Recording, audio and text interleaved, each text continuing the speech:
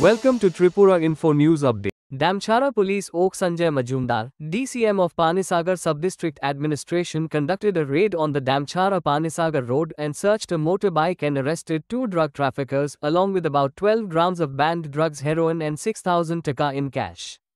Listen, what Oak said about the incident.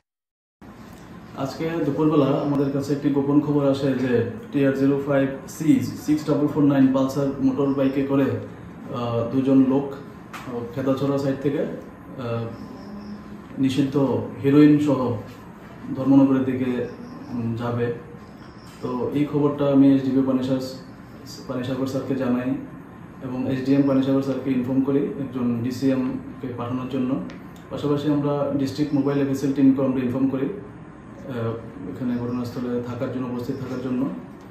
তো এরপর SDP Panisagar sir, FSL team এবং DCM Panisagar sir ওরা আমাদের দামছড়া ব্লক টিলাতে আসেন। আমরা সেখানেই একটি অ্যাম্বুশে বসি। প্রায় ঘন্টাখানেক পরে যে আমাদের যে টার্গেটেড মোটরসাইকেল সহ দুজন লোক আমাদের সামনে আসে। আমরা তাদেরকে ডিটেইন করতে সক্ষম হই মোটরসাইকেলটিকে এবং সবার প্রেজেন্সে আমরা তল্লাশি চালিয়ে মোটরসাইকেলের সিটের নিচে থেকে আমরা একটি শোকেসে টোটাল 12 গ্রাম হেরোইন আমরা উদ্ধার করি। পাশাপাশি তাদের পজিশন থেকে আমরা 6,000 টাকা এবং একটি মোবাইল ফোনও আমরা বাজেয়াপ্ত করি।